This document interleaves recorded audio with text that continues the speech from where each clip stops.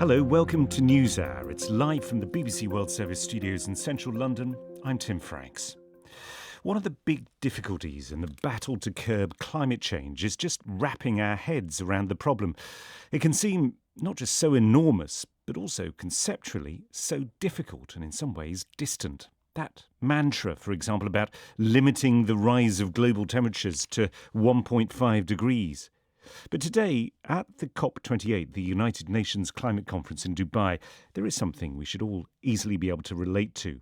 And that's the dire effect which global heating has on public health, how extreme weather is disrupting the supply of water and food, and how climate change is helping diseases to spread.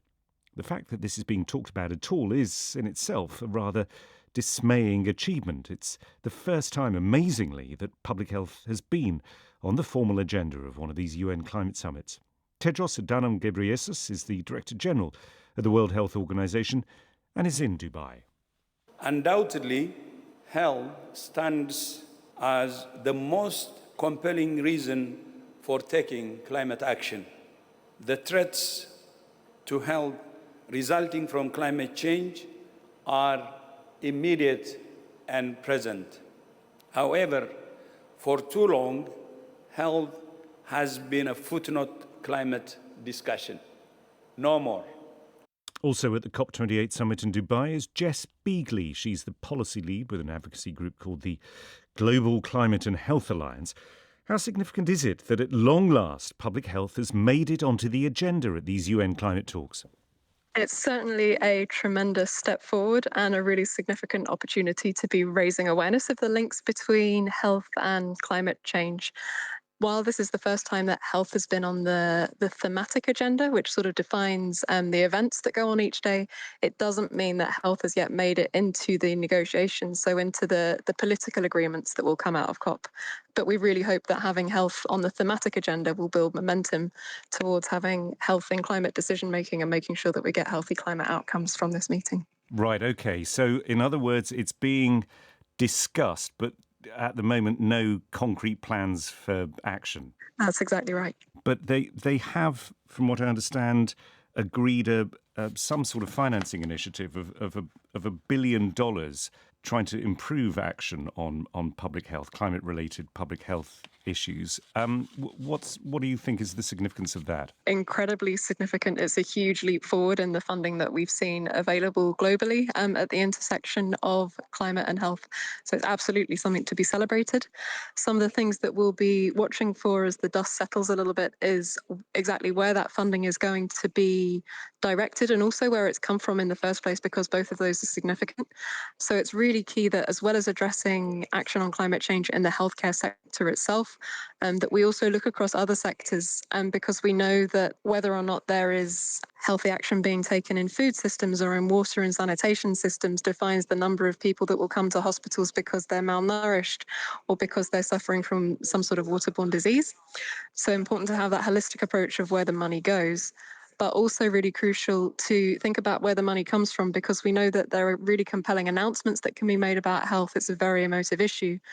But if the finance is being taken from other development channels like humanitarian action, as an example, and relabeled and reallocated for health, then that doesn't actually serve health. So we need to take a closer look at the numbers, figure that out in the next few days. And the last thing that's important to say on finance is that if any of the finance is based on grants with high interest rates, then that's going to reinforce cycles of debt and the ill health that comes from that too. So it's really important that finance is grants-based and not loans. I guess lots of people can get their heads around the idea that as the world heats up, so heat-related disease grows, and you think, for example, of migrant workers or labourers who have to work in incredibly inhospitable conditions, and all the health problems associated with that. But just on a sort of maybe on a bigger scale, what do you think it means in terms of, for example, the spread of diseases, where we're seeing diseases such as malaria crop up around the world? Every global health challenge that we can think of is accelerated in some way by climate change. We call climate change a threat multiplier. Climate change touches human health, spread of infectious disease, malnutrition, and the mental health impacts of all of this. When we get floods or when we get droughts, that causes increases in levels of waterborne disease, either because sanitation systems have been overcome or because people don't have access to clean water because of a drought. Changing weather patterns also mean that we see crop failure, and that has catastrophic implications for food security and nutrition. The Pakistan floods of 2022 killed over 10,000 people and injured 1,500, and 900 health facilities were damaged or completely destroyed. And that left millions of people lacking access to healthcare or medical treatment. There's ongoing disease outbreaks in Pakistan, and the impacts of those floods has exacerbated those. Changes in temperature and rainfall mean that mosquitoes can breed for longer or they can move to new areas. Again, all of that is without accounting for the mental health impacts that will extend for years to come in Pakistan. You talk almost about the sort of the ripple effect of climate change on health provision. I mean, does it extend as far as what we might think of as non-communicable disease? So, things like diabetes and cancer and so forth. Absolutely. Not only does climate change itself increase the risk of negative outcomes from non-communicable diseases, type 2 diabetes, cancer, heart disease, lung disease, but also it's really relevant to think about non-communicable diseases because of the opportunities for co-benefit actions, so actions that benefit both the climate and our health, like shifting from fossil fuels to renewable energy or eating plant-rich diets or promoting walking and cycling. All of those interventions will both slow the progression of climate change, but they'll also improve our health because of cleaner air and healthier diets and increased physical activity, and that will prevent all of those non-communicable diseases. So it's really a win-win. Not only are we reducing the impacts of climate change, but also preventing diseases in the short term too. I mean, it is remarkable to think about the number of people who are, and this is just one sort of narrow bit of what you're talking about, the number of people who every year are affected. I mean, there is a really bad respiratory effect from fire-related pollution.